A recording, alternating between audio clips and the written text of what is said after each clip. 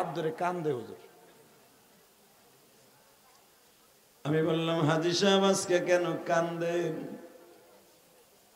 বলে হুজুর কেন কান্দিটা আপনিও জানেন আমিও জানি। আমি জানি না, আপনি কোন? হুজুর যখন যৌবন ছিল শক্তি ছিল তখন টাকা ছিল না, আজকে মাওলায় টাকা দিছে শক্তি লয়ে গেছে। হজ করতে গেছে হুজুর, কাবা ঘরের সামনে যেও নামাজ পড়তে পারি না। কত হাজিরা গুতাগুতি পারাপারি করে হেরেমটাকে সামনে লয়া কাবা ঘরটার সামনে নিয়ে নামাজ পড়ে, আর হোটেল থেকেও বাইরে যেতে পারি না। রাস্তায় বেরোলে হাঁপানি সেথিয়া যায়, হাড়ের রোগ বাড়িয়ে যায়। তখন আফসোস করছি মালিক,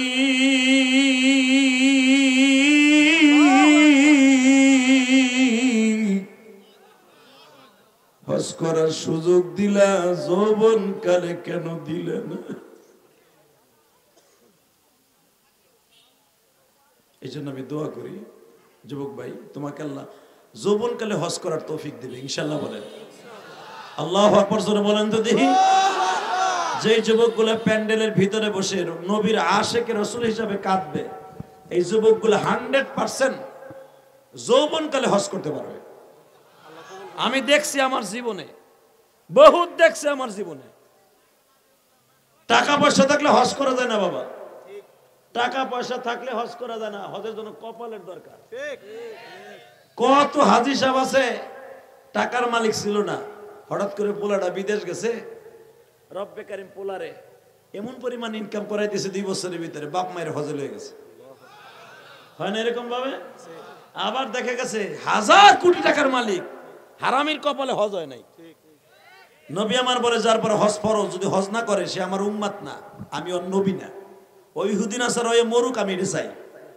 নাউজুবিল্লাহ বলতে পারলেন না? আমি দোয়া করি যে যুবকগুলো প্যান্ডেলে চলে আসবে ও যেন ওর মা বাবাকে নিয়ে হজ করতে পারে। এই কথা বলার পরও যে প্যান্ডেলের বাইরে থাকবে, দোকানের সামনে, আর কপালে কি হবে এটা আপনিও জানেন। অতএব বলেন তো, যত সময় আলোচনা চলবে আপনি থাকবেন না ভাগবেন? ইনশাল্লাহ বলেন আল্লাহু আকবার জোরে বলেন তো। সবাই থাকবেন তো? সবাই থাকবেন? পরীক্ষা করে দেখবো। আল্লাহকে হাত উঠাই দেখান তো কে কে ভাগবেন।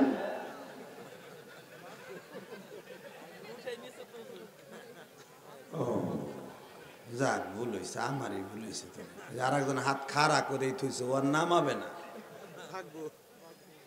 তবে আপনারা যখন হাত তুলেন না তখন আমি চোখ বুঝাছিলাম, আমি দিই নেই। ইনশাল্লাহ আমি দেখতেছি এখন হাত চোখ খুলছি, দেখি যে না কেউ হাত উঠানো নাই, একজন সারা। আর স্টেজে আসলে এক কোনায় একজন, এই 2 জন আবার বরাবর বইছে, হনে নাই মনে বোঝে নাই আমার কথা। তো যাক, যারা তুলছেন ভুলে তুলছেন, আমি কইছি ভুল হবে, তো ভুল, তবে এবার সঠিক হবে। যত সময় চলবে ইনশাআল্লাহ আমলের নিয়তে শুনবো, কেউ যাব না ইনশাআল্লাহ। ইনশাআল্লাহ। তাহলে যে আল্লাহ আপনাকে আমাকে বক্তা শ্রোতা হিসেবে এত করে উলামা ইকরাম স্টেজে বসে আছে, আল্লাহ প্রত্যেকটা আলেমকে আপনি মক্কা মদিনা দেখার সুযোগ দেন। এই আলেম উলামা যখন কলকাল রাসূলুল্লাহ সাল্লাল্লাহু আলাইহি ওয়াসাল্লাম পড়ায় অথবা পড়ে, বুকের মধ্যে একটাই স্বপ্ন, যদি একদিন যাইতে পারতাম রে, একটা দিন যদি যাইতে পারতাম রে। একটা ঘটনা আমি আপনাদের শুনাই দিই। ইমাম তানবীর রহমাতুল্লাহ মাসাইল হাজ কিতাবটার মধ্যে লিখেছেন, কেউ যদি কামদ এবং নিয়ত করে, সে মানুষ ছাড়াও অন্য মাখলুক হলেও তারা আল্লাহ হজ করার সুযোগ দেয়। যদি কোনো এই ঘটনা কেমনে হলো, অবাজান একটা পিপিলিকা ইয়ামানে বসে নবীর রওজায় সালাম দেবে, কাবা ঘর তপ করবে, নিয়ত করছে। সুবহানাল্লাহ। পিপিলিকা বোঝেন না? পিঁপড়া, যেগুলো ডলা দিয়ে মাইরেলেন আপনি। বাজানে পিপিলিকা নিয়ত করছে আমি আমার নবীর রওজায় সালাম দিব। আহারে, কিন্তু পিপিলিকা এত হাজার রাস্তা কেমনে পাড়ি দিয়ে মক্কা মদিনায় আসবে? পাহাড়ের গর্তে বসে পিপিলিকা মাওলার কাছে 2 হাত তুলছে। পিপিলিকার হাত আছে না নাই? সব প্রাণীর হাত আছে মিয়া। এই কুত্তা দেখতেছেন 4 পাও দিয়ে হাঁটে, ওই বড় মেয়ের সামনের দুইটা কিন্তু হাত, ওই ডাকমা তুব্বারের সামনের দুইটা হাত, পিছনের দুইটা পাও। তা না হলে পিছনের দুইটা লম্বা, সামনের দুইটা খাটো কে? পাও ঠ্যাং লম্বাই থাকে, হাত খাটো থাকে। কথা বলেন না কেন? বাজান এবার আমার দিকে তাকান। ওই পিপিলিকাটা সামনের হাত দুটা বাড়ায় মালিককে ডাক দিছে, মালিক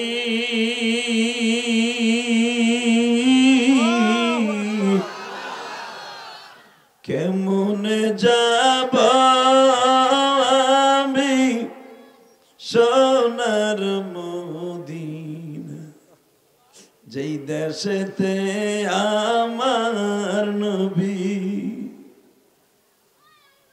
যেই দেশেতে আমার নবী নীরবে ঘুমায়,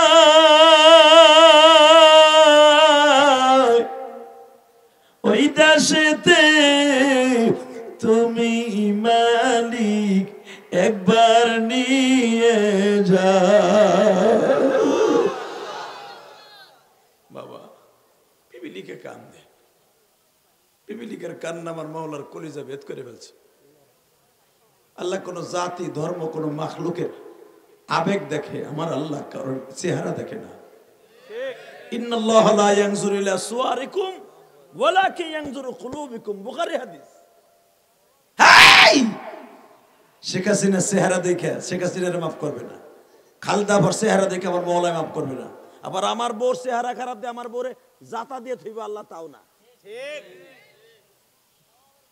যদি চেহারার খাতিরে আল্লাহ করে মাফ করতো, বেলালরে পৃথিবীর শ্রেষ্ঠ জান্নাতের মধ্যে বানাইতো না।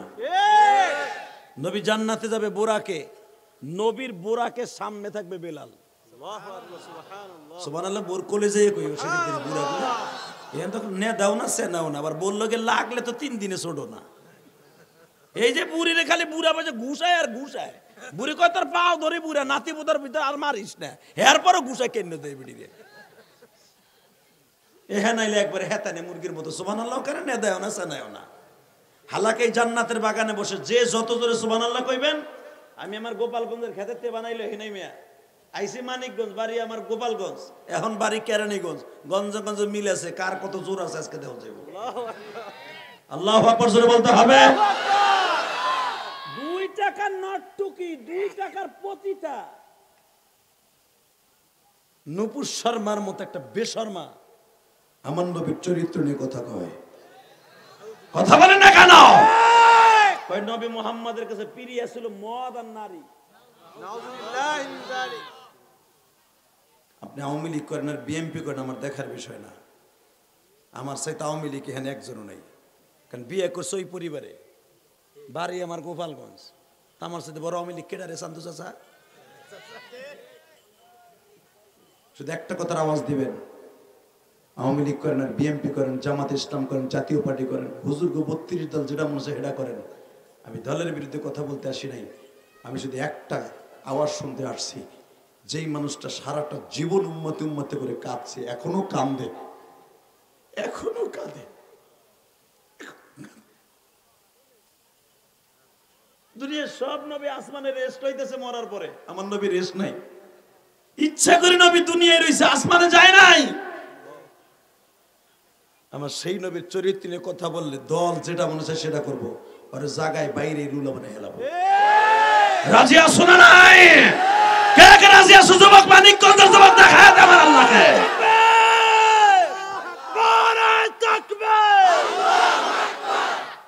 মারহাবা বলেন। মাহফিলের মাঝখান থেকে একটা মর্দে মুজাহিদ লাগবে আমার, একটা মর্দে মুজাহিদ, সারা মানিকগঞ্জ নয়, সিঙ্গের নয়, সারা দুনিয়া কাঁপাবে। আল্লাহু আকবার জোরে বলতে পারো না? দল যেটা মনে চায় সেটা করবো, কিন্তু আমার নবীর নিয়ে কেউ রাজনীতি করলে জায়গায় পুঁতে ফেলবো, জায়গায় জায়গায় পুঁতে ফেলবো। এক এক সময় এক এক নাস্তিকের আবির্ভাব। এই যারা আওয়ামী লীগ করেন, শেখ মুজিবুর রহমানকে গালি দিলে, আমার দেশের রত্ন শেখ মুজিবুর রহমান আমার গোপালগঞ্জের, তারে গালি দিলে তোমার মাথার মধ্যে বেমরলে কুত্তা কামড়ায়। মুজিবুর রহমান রে গালি দিলে কুত্তায় কামড়ায়, জিয়াউর রহমান রে গালি দিলে কুত্তায় কামড়ায়, মওদুদের গালি দিলে জামাত ইসলামালারা রেডি হয়ে যায় খুর আর রামদাও লইয়া। কথা কন না কেন? জাতীয় পার্টির ইরশাদ চাচার দলের কেউ ইরশাদরে গালি দিলে হ্যাঁ ভাই বেড়াদার সাইন স্কুলে খাড়ায় যায়, হ্যাঁ গোসাইতে আমার নবীর দাম কমে গেছে। কথা আসতে কন কেন? কমে গেছে। তোমার কাছে কমতে পারে, যারা কলকাল রাসূলুল্লাহ জীবনে একবার এই জবান উচ্চারণ করছে তাদের অন্তর থেকে কোনোদিন কমে নাই। কথা ঠিক না বেঠে? যদি কখনো সময় আসে প্রত্যেকটা বেঈমানের জবাব এই দেশের মুসলমান দিবে। রাজি আছো না নাই? আল্লাহ কবুল করেন।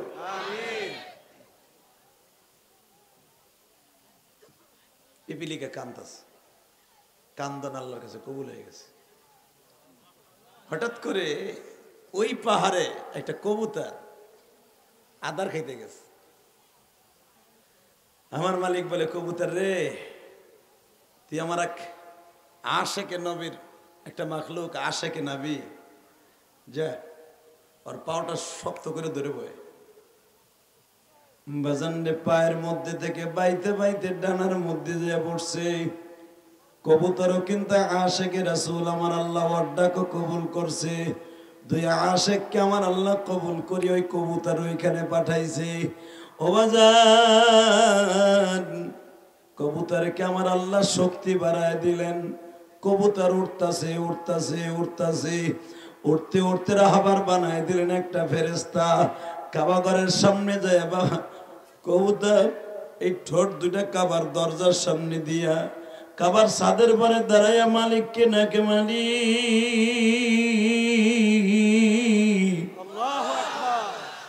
তোমার মতো মালিক কেউ নাই,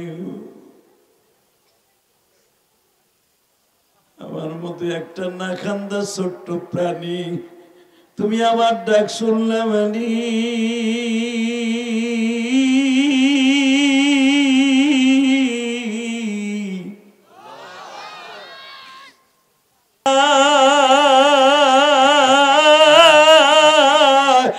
মন ভরে সালাম দিবা